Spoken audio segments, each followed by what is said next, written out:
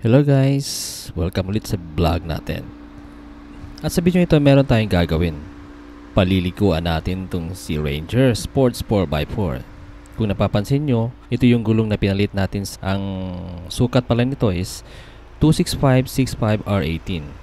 So makikita nyo, medyo maalikabok na. So medyo madumi. Mas madumi pa to sa personal. So paliliguan natin ito ngayon. Malapit lang naman dito yung car wash kaya puntahan natin ngayon.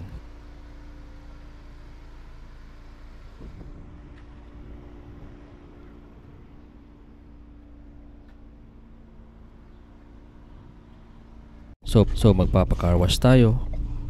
Sa mga hindi nakakaalam, ang presyo pala ng gulong na ipinalit natin is nagkakahalaga ng 70,000. Apat na yon. So hindi pa kasama ang rim. Yung rim nito is nasa 58,000. Fuel vapor.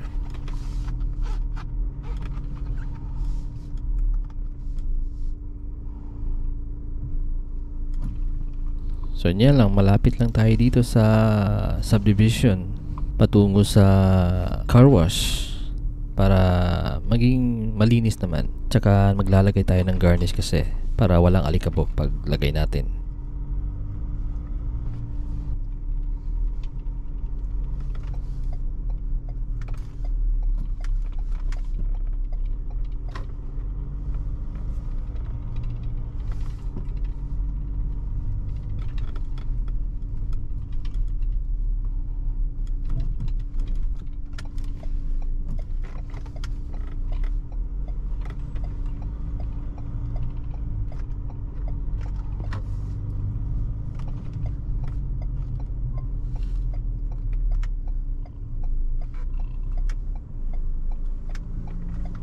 So ito na yung car wash dito sa amin. So liliko lang tayo, papasok para makapag car wash na.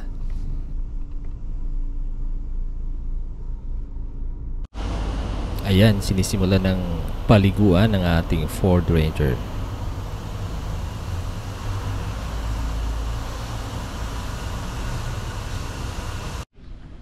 At yan, bagong ligo na si Ranger. Makintab na. So, pwede na nating lagyan ng mga garnish.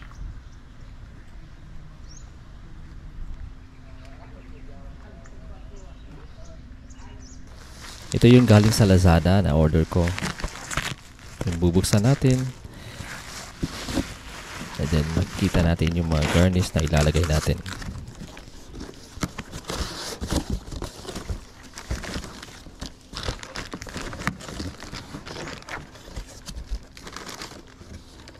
So, nabili ko pala ito sa halagang 1,400.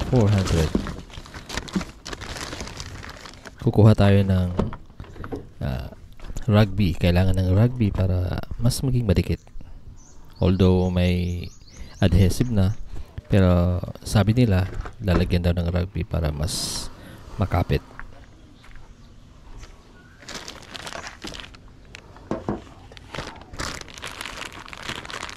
Actually, hindi pa namin napapalitan ng suspension. Ang binabala kasi namin yung suspension originally is yung Profender Queen Series. Kaso, pinagpaliban muna namin kasi iniisip kasi namin na baka magpalit kami ng unit. Kasi yung original na plano talaga namin is Wildtrak. Kaso, hindi namin na antay kasi kailangan na kasi namin ng unit na pick up.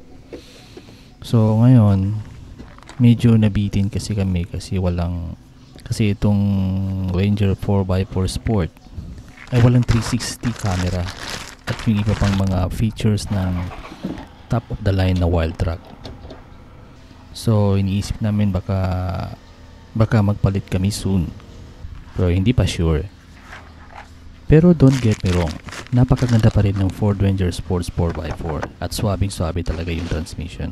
Kaso mas gusto kasi namin yung may 360 camera kasi minsan kasi magdadrive yung asawa ko para hindi siya mahirapang mag-park. Nakuha kasi namin tong unit na to nung pag-launching talaga ng mga next generation. So, pahirapan yung mga unit noon kaya napunta kami sa Sport. Pero okay na okay talaga yung Ford Ranger Sport.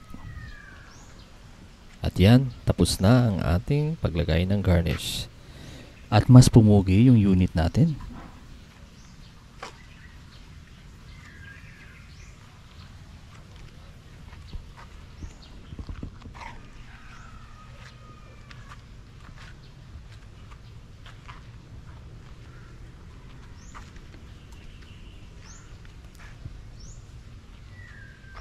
So ano pa kayang accessories ang babagay dito sa Ford Ranger? Comment down below naman mga guys. At hanggang dito na lang. Salamat guys sa panonood.